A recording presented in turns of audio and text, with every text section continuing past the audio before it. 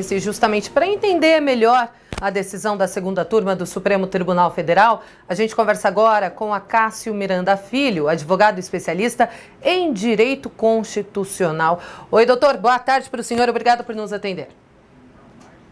Olá, Kalina, boa tarde, é um grande prazer falar com você e com os nossos queridos ouvintes mais uma vez. Bom, doutor, se a maioria votar favorável a essa suspeição, o que ocorre?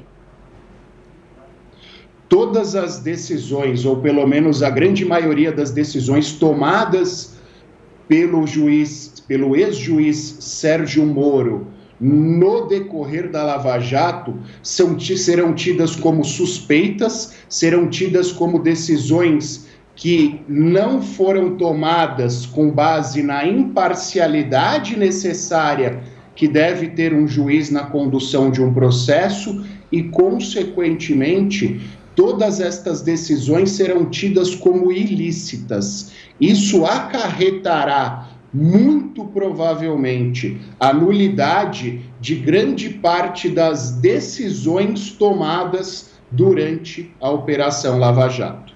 Ou seja, doutor, abre precedentes para que outros réus recorram da decisão que foi tomada pelo juiz Sérgio Moro, o ex-juiz. Sim, abrirá precedente para que outros réus que estejam em condições análogas à do ex-presidente Luiz Inácio Lula da Silva interponham instrumentos jurídicos para que seja declarada a suspeição do magistrado e, consequentemente, as decisões tomadas em relação a esses acarretarão a mesma consequência, a ilegalidade destas decisões e de todos os atos praticados no decorrer deste processo.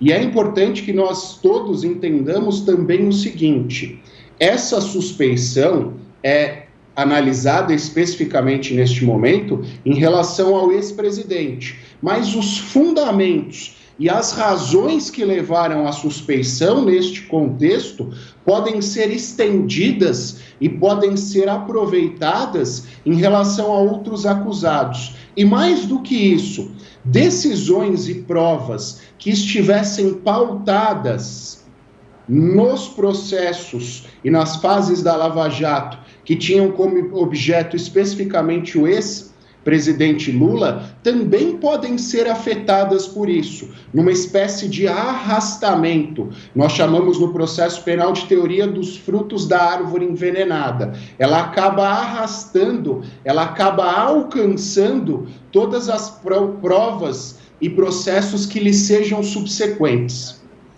Doutor, agora para eu entender, ontem o ministro Edson Fachin anulou as condenações do ex-presidente Lula que foram decididas pelo juízo de Curitiba. Isso, lógico, também provocou essa discussão de hoje. O que muda para o ex-presidente Lula caso haja essa suspeição do ex-juiz Sérgio Moro? Muda alguma coisa diante da decisão já tomada ontem? A bem da verdade, o julgamento hoje conduzido perante o Supremo Tribunal Federal causou certo imbróglio. E por que causou certo imbróglio? E as palavras do ministro Fachin deixam isso muito evidente. Ontem ele, numa decisão monocrática, anulou todas as condenações em relação ao ex-presidente Lula, tomando como base critério de competência. Ou seja, ele disse que a 13ª Vara de Curitiba não era competente para o julgamento do ex-presidente Lula, uma vez que os fatos que lhe são atribuídos, triplex do Guarujá, sítio de Atibaia e doações ao Instituto Lula, não guardam vinculação direta com a corrupção na Petrobras. Ou seja, no entendimento dele, Lula deve ser julgado, mas não deveria ter sido julgado pela 13ª Vara de Curitiba.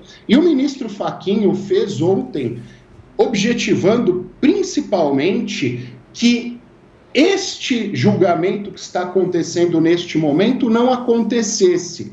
E por quê? No momento em que ele diz que a 13ª Vara não é competente para julgar o Lula, manda-se os processos do Lula para Brasília, para a Justiça Federal do Distrito Federal e ponto final. Agora, no momento em que é declarada a suspeição do magistrado responsável por este julgamento, você põe em risco não só aqueles fatos que envolvam o Lula, mas você expõe em risco, conforme eu disse há pouco, todas as decisões tomadas pelo ex-juiz Sérgio Moro no decorrer da Operação Lava Jato.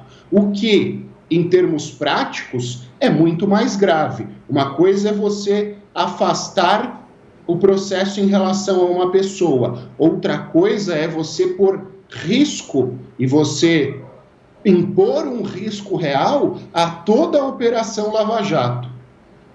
Muito bem, conversamos agora com o advogado de Direito Constitucional, Acácio Miranda. Muito obrigada, doutor, por ter disponibilizado um pouquinho do seu tempo aqui para o Jovem Pan Agora. É sempre um prazer, Kaline. Um grande abraço. Outro para o senhor.